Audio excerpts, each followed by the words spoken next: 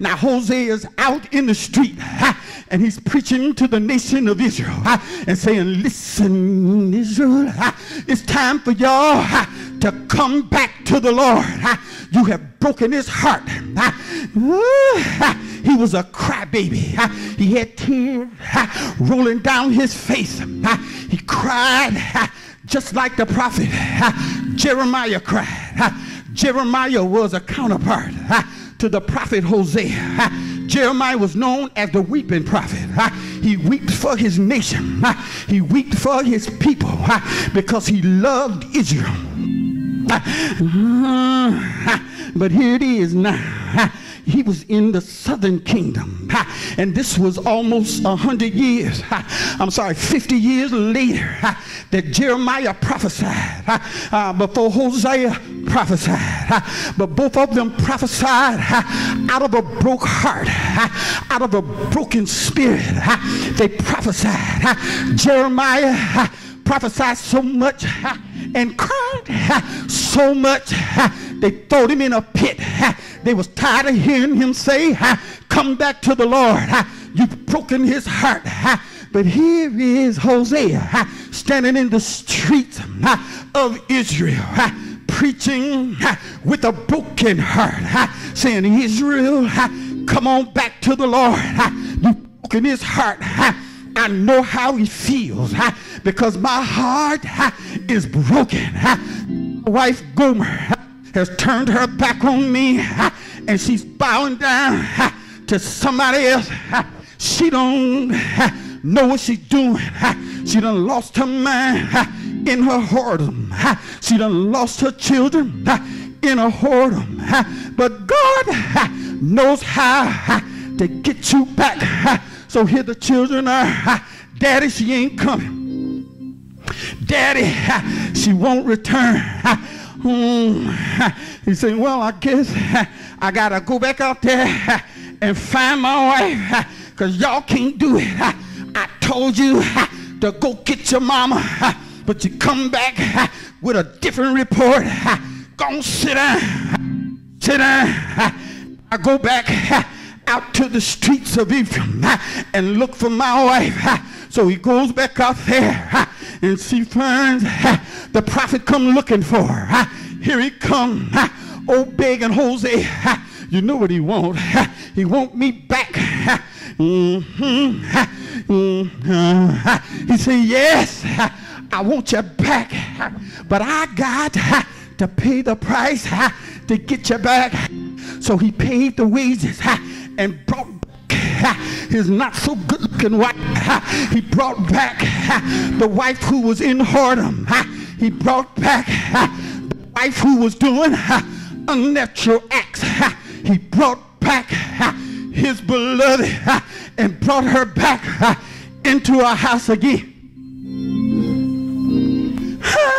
Now I wish I could say that she stayed in the house, but if you read Hosea, it don't tell you that she came back and became the Christine wife, that she came back and knew how to cook in the kitchen.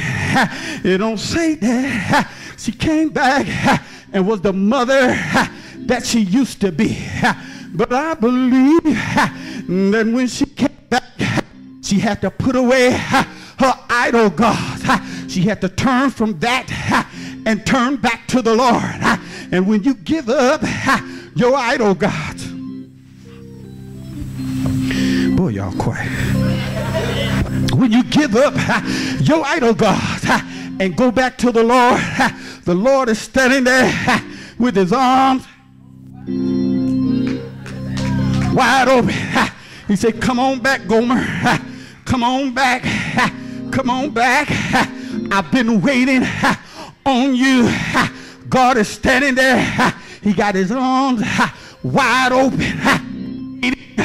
for Israel to come back.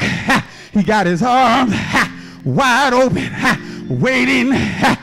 What's your name? He's waiting. What's your name? For you to come back. She don't want to say what her name is. What's your name? He's waiting for you to come back. He's standing there saying, come unto me, all ye that labor and are weighted. You got some weights that you need to lay down.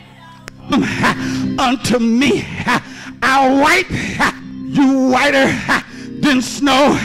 I'll wash you and make you clean.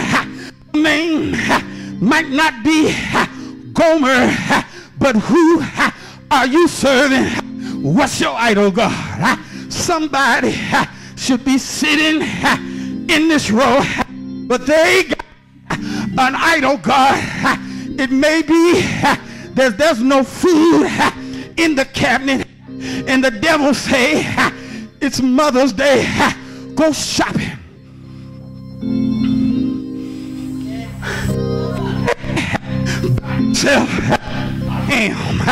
By yourself a T-bone steak. You ought to be on the 3rd row. This is the 4th row. You ought to be on the 4th row, giving God some praise. You ought to be in the house of the Lord, sitting next to, what's your name? Louis. You ought to be sitting next to Sister Walker. What's your name, Mama? You ought to be in the house of the Lord, giving God some praise. You ought to be somewhere beating on some drums. They ain't got no drummer, and you know how to hit the sticks. You know how to give God praise in his house, because the people that's on the bench, they looking, but they ain't praising God. But you know what God brought you out of. How dare you sit in his house and stand on your feet and give God some praise.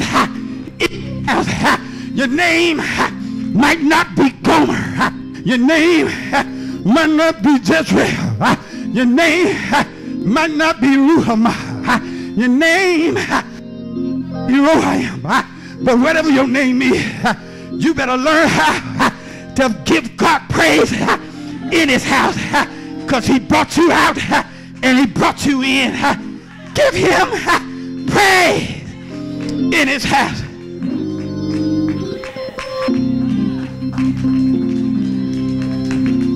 I'm almost finished. 5 more minutes. Put me on the clock. Sister Mark said, we don't start till 1. What she tell me that for? Give me 5. Give me 10. Give me 15. Give me 20. Give me 5. When I get to 5, Sister Timekeeper, let me know what's your name. Where mama at? Where your mama? Some of y'all ain't said nothing to your mama. Where your mama at? Maybe mama is not in the house of the Lord. You better go find your mama. Anybody in here got a dead mama? Don't you wish that mama? Don't you wish mama could be somewhere where you could touch her with your... There's nothing greater or greater sin than walking away from the love of God. Walk away from a God who loves you.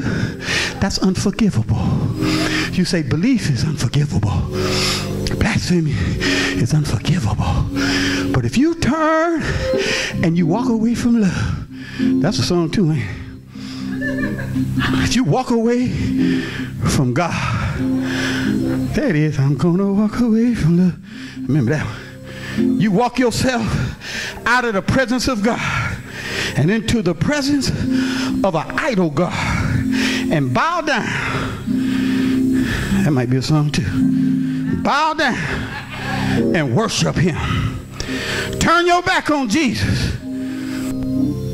Hey, JC, I know you did all that. I know. I need a break.